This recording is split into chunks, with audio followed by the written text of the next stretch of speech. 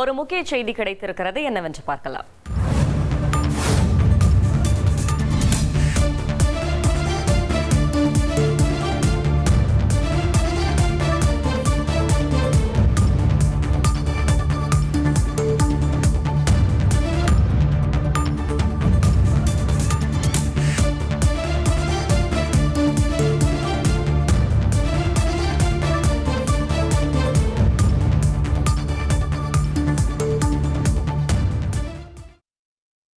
பஹல்காம் தாக்குதல் தொடர்பாக மனதின் குரல் நிகழ்ச்சியில் பிரதமர் மோடி ஆவேசமாக பேசியிருக்கிறார். இது பற்றின மேலும் விவரங்களை செய்தியாளர் ரமேஷ்குமார் வழங்கிட கேட்கலாம்.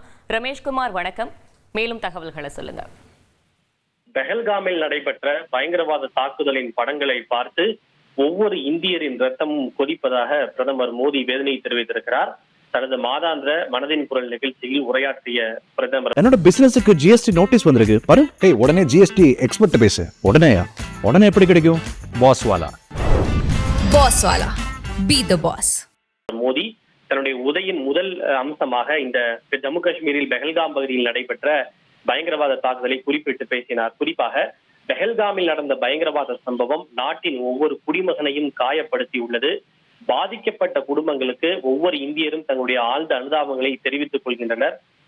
பயங்கரவாத தாக்குதலின் படங்களை பார்த்து ஒவ்வொரு இந்தியருடைய ரத்தமும் கொதித்துக் கொண்டிருக்கிறது. பஹல்காமில் நடந்த இந்த தாக்குதல் பயங்கரவாதத்தின் ஆதரவாளர்களின் விரக்தியையே காட்டுகிறது, அவர்களின் கோழைத்தனத்தை காட்டுவதாக பிரதமர் மோடி காட்டமாக தெரிவித்திருக்கிறார்.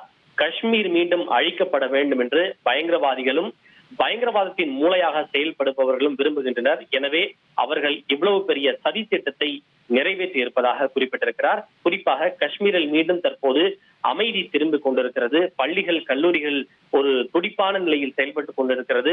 கட்டுமான பணிகள், இன்ஃப்ராஸ்ட்ரக்சர் முன் எப்போதும் இல்லாத அளவுக்கு வேகம் பிடித்திருக்கிறது. அங்கு தேர்தல் அமைதியாக நடந்து முடிந்து ஜனநாயகம் வலுவடைந்து கொண்டிருக்கிறது. சுற்றுலா பயணிகளுடைய எண்ணிக்கை கணிசமாக அதிகரித்து வருகிறது. மக்களுடைய வருமானமும் கூட அதிகரித்திருக்கிறது. இளைஞர்களுக்கு புதிய வேலை வாய்ப்புகள் உருவாக்கப்பட்டு வருகின்றன. நாட்டின் எதிரிகள் ஜம்மு காஷ்மீரின் இந்த வளர்ச்சியை விரும்பவில்லை. ஒரு தேசமாக நாம் வலுவான மன உறுதியை வெளிப்படுத்த வேண்டும். இன்று உலகமே நம்மை பார்த்து கொண்டிருக்கிறது. இந்த தீவிரவாத தாக்குதலுக்கு பிறகு நாடு முழுவதும் ஒரே குரலில் பேசுவதை உலகம் பார்த்து கொண்டிருக்கிறது. பயங்கரவாதத்திற்கு எதிராக இந்த போரில் நாட்டின் ஒற்றுமை, 140 கோடி இந்தியர்களின் ஒற்றுமை நமது மிகப்பெரிய பலம் என பிரதமர் மோடி குறிப்பிட்டிருக்கிறார். தகவல்களுக்கு நன்றி ரமேஷ்குமார்.